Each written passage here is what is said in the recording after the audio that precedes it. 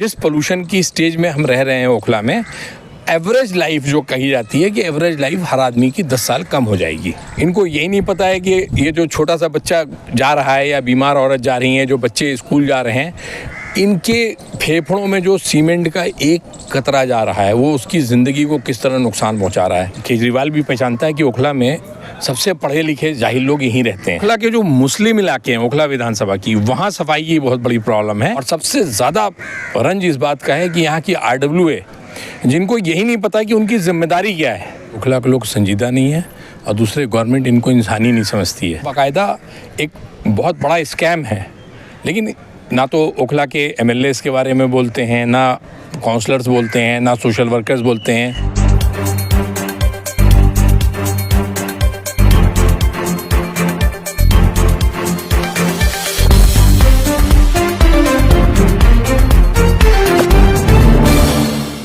दोस्तों, जैसे ही ठंडक शुरू होती है, दिल्ली वालों के लिए एक नई मुसीबत शुरू हो जाती है।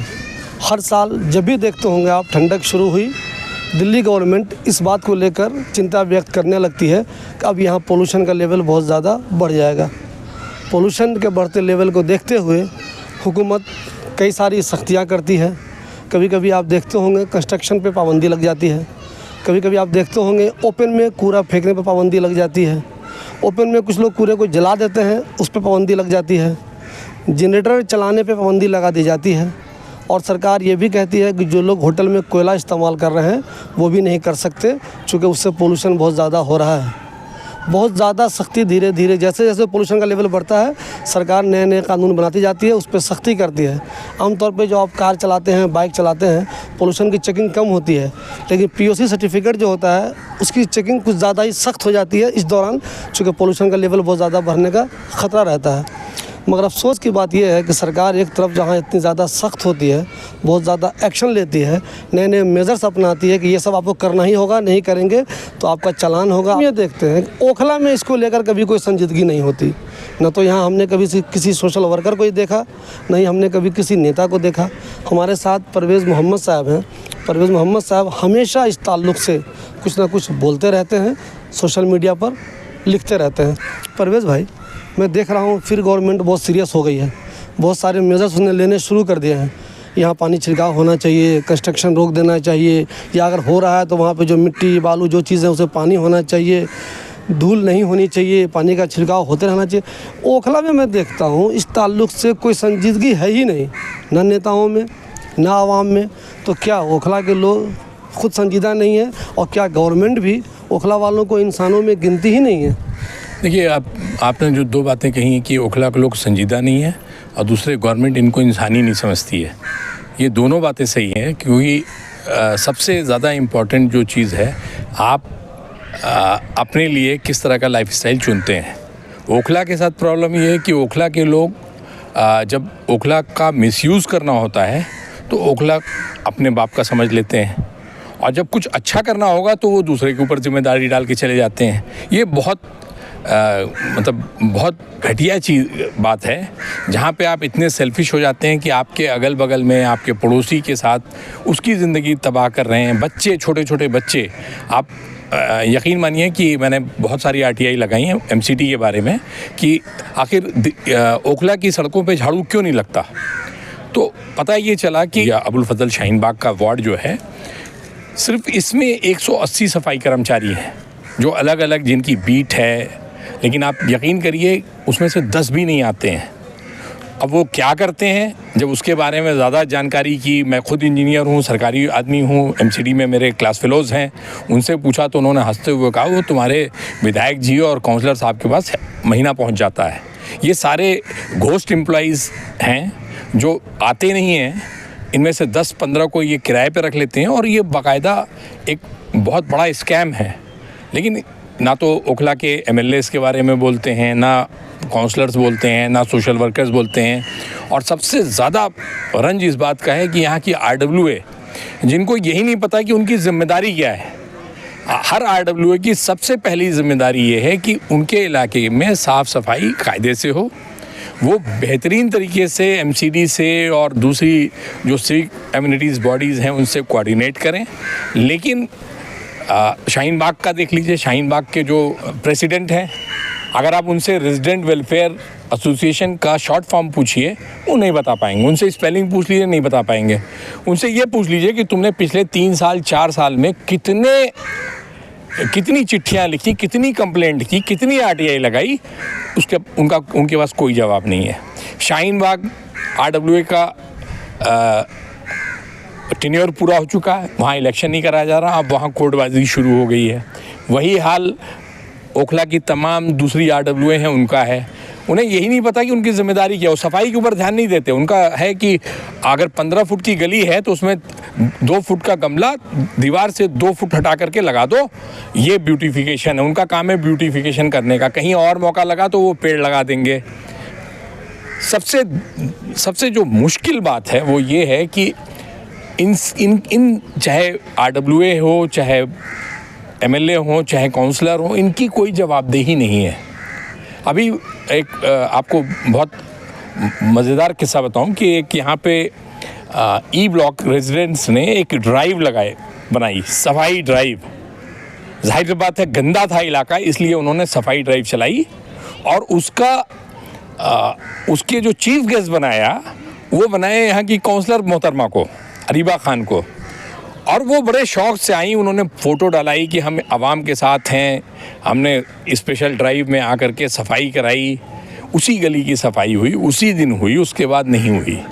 पर मेरा एक सवाल ये है कि क्या अरीबा खान जो काउंसलर हैं सिर्फ उन्हीं में दिक्कत है, या अपने ओखला में जितने भी वार्ड हैं सब में आपको लगता है कि ये लोग सफाई पे ध्यान नहीं दे रहे हैं? खास हम लोग पोल्यूशन की चूँकि बात कर रहे हैं अभी, तो आपको लगता है कि नहीं, जितने भी इसमें हैं, इस पूरे ओखला विधानसभा में जो भी काउंसलर हैं, कोई भी उस जिम्मेदारी से काम नहीं कर रहा जो उसको करना चाहिए? अगर पोल्यूशन के ताल्लुक से बात करें तो देखिए, ओखला के जो मुस्लिम इलाके हैं, ओखला विधानसभा की, वहाँ सफाई की बहुत बड़ी प्रॉब्लम है। आप नई बस्ती में चले जाइए तो नई बस्ती में आपको धूल नहीं मिलेगी, लेकिन आप अबुल फजल, ए ब्लॉक, डी ब्लॉक, किसी भी ब्लॉक में चले जाइए, आपको सड़क के किनारे धूल मिलेगी। ये अल्लामा शिवली रोड जो है, और ये जामिया नगर थाने से लेके शाहीन बाग जो थाना है, मैं ये कह सकता हूँ कि अगर कोई भी आदमी ओखला में ये कह दे कि वहाँ पे किसी को झाड़ू लगाते हुए और वहाँ से धूल हटाते हुए या कूड़ा उठाते हुए देखा हो, तो बता दे भाई किसी। और वो जो इतने ढेर सारे कर्मचारी हैं, वो आते क्यों नहीं हैं?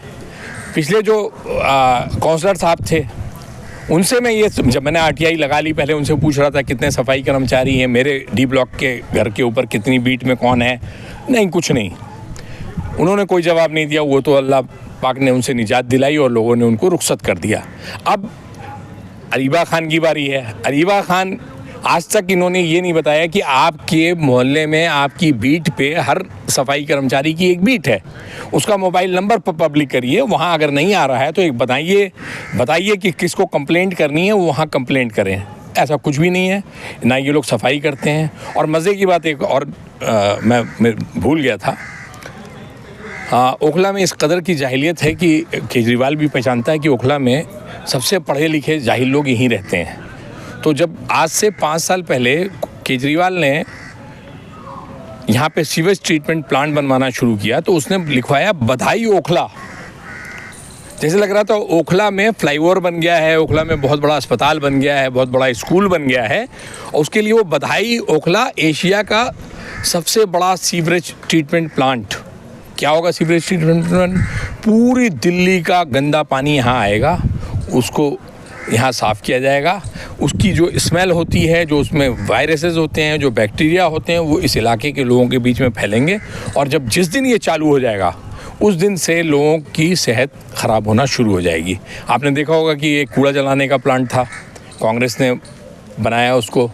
अब उस कूड़ा जलाने के प्लांट की कैपेसिटी 2.5 गुना बढ़ा दी गई है। जब भी उधर से ओखला टैंक की तरफ से इधर अबुल फजल की तरफ हवा आती है तो बदबू आती है।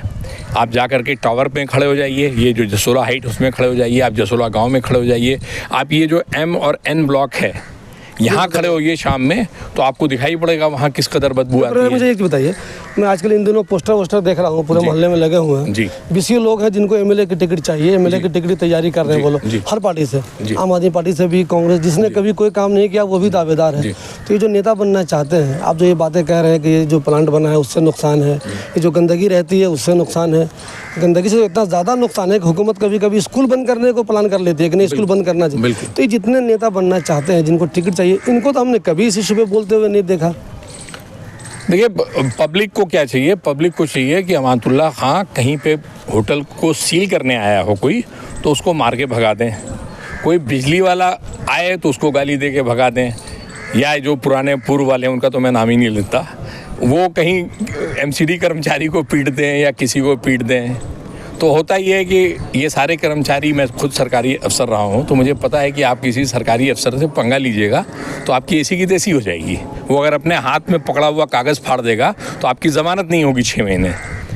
तो ये जितने इस तरह के लोग हैं, जिस तरह की वो कहते हैं ना, जैसी प्रजा वैसा राजा, इनको यही नहीं पता है कि ये जो छोटा सा बच्चा जा रहा है या बीमार औरत जा रही हैं, जो बच्चे स्कूल जा रहे हैं, इनके फेफड़ों में जो सीमेंट का एक कतरा जा रहा है वो उसकी ज़िंदगी को किस तरह नुकसान पहुंचा रहा है।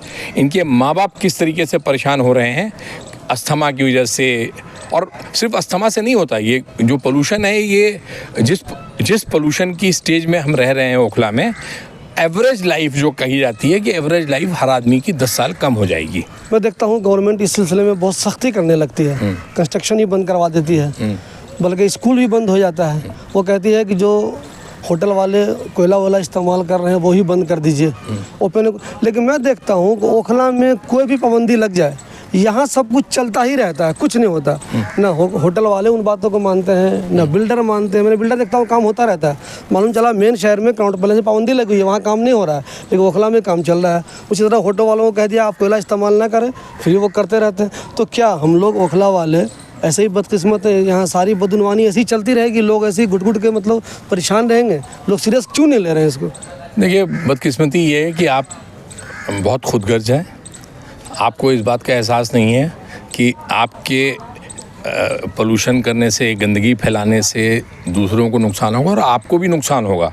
लेकिन आप उस चीज़ को ये सोचते हैं कि मेरा 10 रुपये का फ़ायदा हो रहा है तो 3 रुपये की दवा ख़रीद लूँगा मैं।